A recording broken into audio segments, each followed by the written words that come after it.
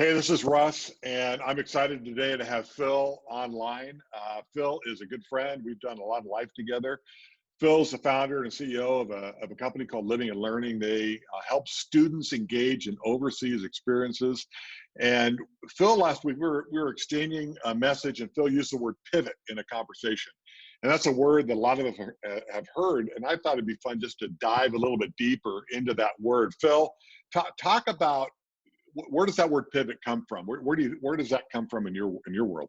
Well, Russ, it's great to be with you, and thanks for the privilege of hanging out for a few minutes. Yeah, pivot's an interesting word, right? It initially, when I think about that, I think about the world of basketball, privilege of playing basketball, coaching basketball, and if you're familiar with basketball, you know that you bring the ball, you inbound it, and the ball is moved up the court by dribbling. And as long as you're dribbling or somebody's dribbling, they can move around the court and you've got opportunities. But you pick up your dribble, and now there's some opportunities here, opportunities to lose the ball, opportunities to pass the ball. But sometimes when you pick up your dribble, you need a moment, right? You need a moment to see what's happening around the court.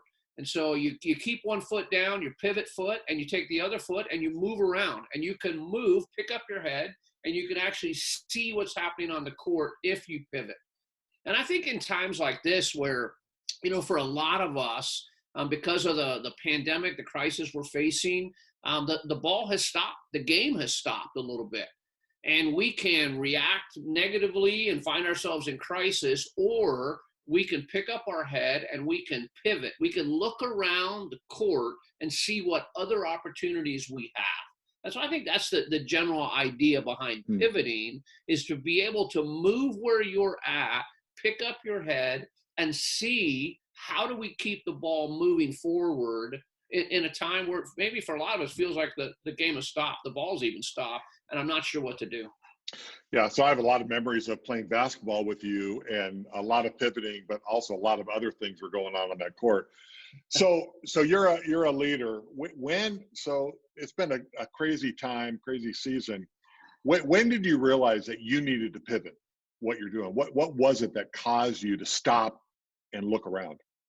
Well, for us, again, everything came to a close, really a stopping of the game. We had 47 students in Ecuador studying abroad. We had students in Rome, Italy studying abroad. We had study tours that are small groups of students with a professor. They're traveling to places like Ecuador for 2 to 3 weeks. And then because of coronavirus, Ecuador shut everything down. Rome, Italy was shut down. Our study tour is canceled. Our summer has canceled. So now all of a sudden we find ourselves, I've got a team working in Ecuador, a team working in Italy. I've got a stateside team, and everybody's looking up saying, all right, the number one thing we do is place students in an international setting to be able to study and grow and learn, and that is gone.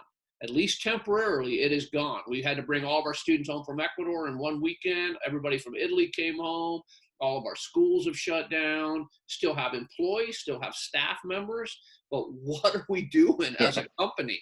Now, when everything stops, we got to pick up our head and we've got to look and pivot. So I think the crisis brought on for us the realization that we've got to do something. And so what are those opportunities around us that this current crisis has brought quickly to us? Yeah, so in your case, you're forced. I mean, it was not a choice. It was, we have to respond. As a leader, was that difficult for you to lead that charge? And I know you're still in the middle of it, but how does that affect you as a leader?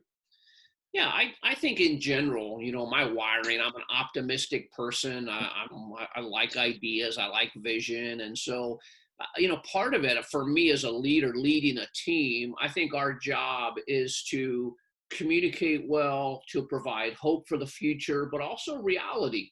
What is happening right now around us, and how are we leading our companies into the future? Not just sitting on the sidelines saying, well, all these things have happened to us and I can't do anything about it, but how can we get creative? I think for me as a leader, working with my team, encouraging them to come up with ideas. It's not just me that has to pivot. All of us have to pivot. Now, in fact, one of the really cool opportunities that have come out of this is we had a team coming from a college, a Messiah college, and they were coming to Ecuador, and we were going to provide locations for them to go and learn. Well, now that team canceled. They're still stuck in the United States, but the class is still happening.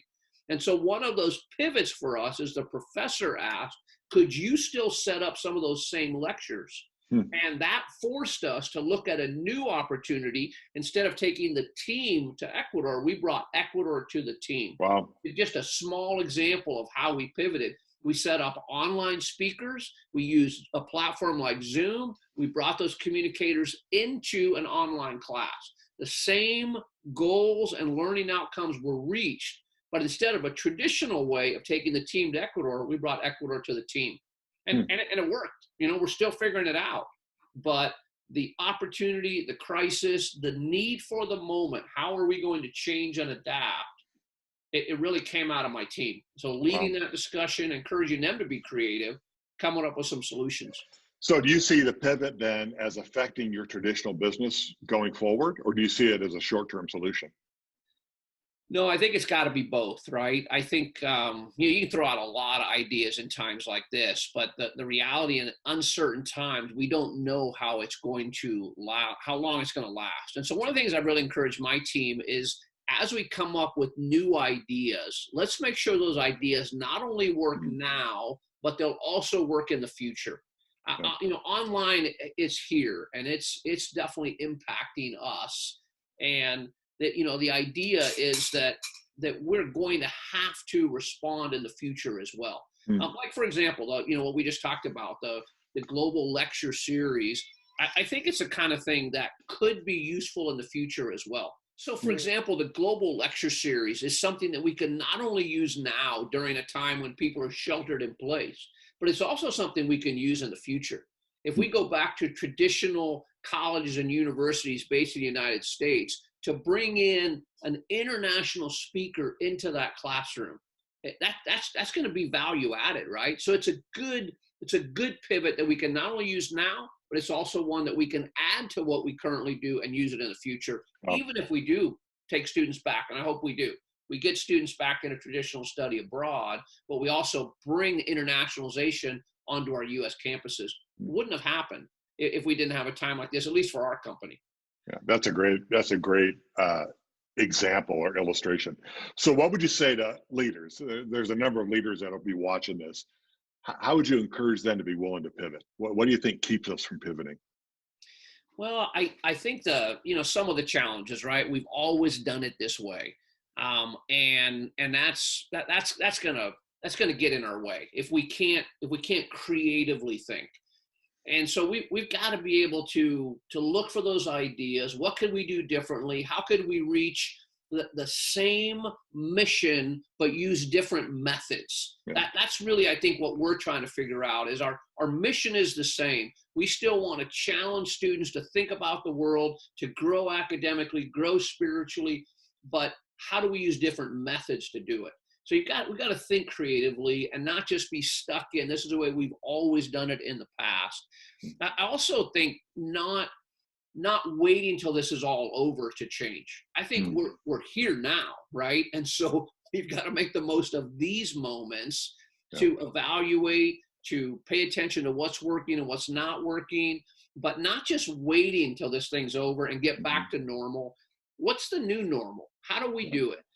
I think throwing ideas out, brainstorming ideas. You know, we've thrown out a couple ideas as a team that we've said, I just don't think that'll work, or why wouldn't it work? And so spending some time brainstorming, evaluating, throwing out new things, being creative, bringing some new voices into the room, trying out some of those ideas. I've got a couple of universities that I have really good relationships with, and I jumped on the phone with some of those universities and reps that work there. And I said, hey, I just got a crazy idea. What do you think about this?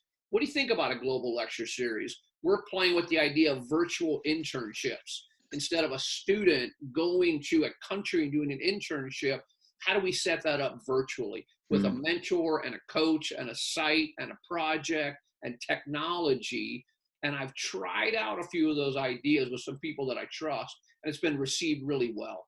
People have added to it. So that idea of collaboration too is key and important. Yeah. So I hear you say, don't wait, begin now. Don't assume that we're going to go back to the way it was. And then just the idea of collaboration. You talked a lot about your team. You talked about throwing ideas out, not being afraid of a bad idea. Throw some ideas out, bounce it off some people, get some feedback. Great examples of how to pivot. I love that image of you stop dribbling the ball, you're holding the ball up, and you're spinning around looking at the court, trying to see what you can't see when your head's down. And a lot of us as leaders, our head's been down for a long time, and we're doing what we know how to do. And being able and willing to pivot can change the game. So great illustration. Thanks, Phil. I'll put Phil's website on here, but really appreciate your thoughts and really a challenge for all of us. How do we pivot? And again, this might be in our business, it might be in the work we're doing, it also might be personally. What are some things that you need to adjust personally, just to create a better quality of life or a different quality of life? What are some things that you might need to take a look at and re-examine? Anyway, thanks for the time, Phil. Appreciate it. Have a great day. Take care, Russ.